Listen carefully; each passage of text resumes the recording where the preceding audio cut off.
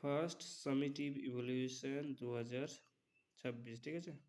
Class 9, বিষয় ভৌতবিজ্ঞান, সময় 1 ঘন্টা 30 মিনিট, আর পূর্ণমান হচ্ছে 40। সঠিক উত্তরটি নির্বাচন করো। 10টি করতে হবে। 1, দৈর্ঘ্যের ক্ষুদ্রতম একক কি? তাহলে উত্তর হচ্ছে আমাদের মিলিমিটার।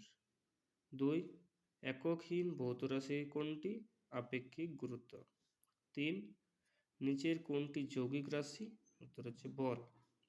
4, কোনো বস্তুর দ্রুতি 3 মিটার পার সেকেন্ড হলে 21 মিটার পথ যেতে কত সময় লাগবে?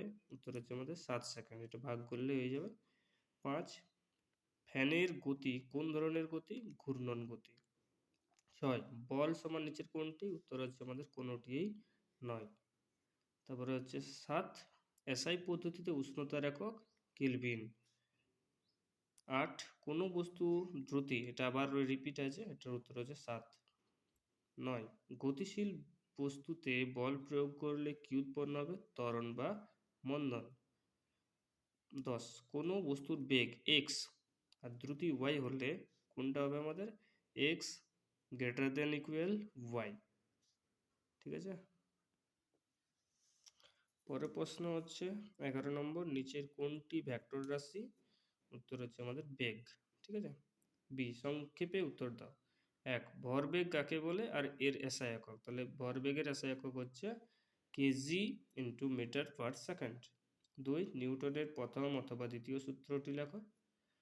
3 নম্বর হবে এটা, গতিজাড্য কি? উদাহরণ দাও। তাহলে গতিজাড্যের একটা উদাহরণ হচ্ছে, আমরা যদি বাসে বসে থাকি আর হঠাৎ যদি বাসটা বন্ধ করে দেয়, তাহলে যাত্রীরা আগের দিকে বা সামনের দিকে ঝুঁকে পড়বে। 4 নম্বর, মৌলিক রাশি কাকে বলে আর এর সংখ্যা কটি? তাহলে মৌলিক রাশি হচ্ছে 7টা, ঠিক আছে।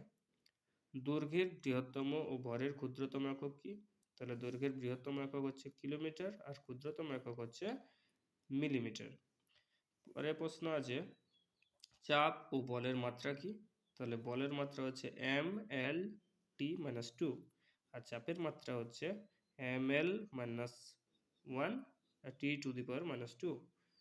বি, অতি সংক্ষিপ্ত উত্তর দাও। মন্দন কাকে বলে? 2, ভরবেগ পরিবর্তনের হারকে কি বলে? বল বলে। সত্য মিথ্যা? সমস্ত ভৌত রাশির মাত্রা আছে? না, এটা মিথ্যা হবে। এবারে শূন্যস্থান পূরণ করো। আলোকবর্ষ ড্যাশ ভৌত রাশির একক।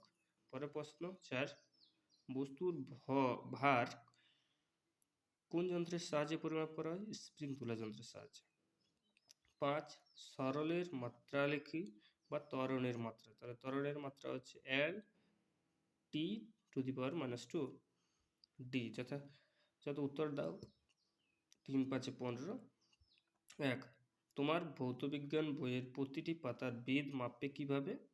2, তুলা যন্ত্র ও এটা মাপনি হবে, মাপনি চোঙের সাহায্যে তরলের ঘনত্ব নির্ণয় করবে কিভাবে? আর 3, প্রমাণ করো S সমান UT প্লাস 1/2 AT²। এটা ভালো করে দেখে রাখবে। আর হচ্ছে V² সমান U² প্লাস 2S, এই দুটোর মধ্যে একটা আসার চান্স বেশি। 4 নম্বর, নিউটনের দ্বিতীয় সূত্র থেকে প্রথম সূত্রের প্রমাণ। আর 5, স্থিরাবস্থা থেকে 4 সেমি পার সেকেন্ড স্কোয়ার ত্বরণে মিনিট চলার পর এককে বেগ কত হবে? ঠিক আছে।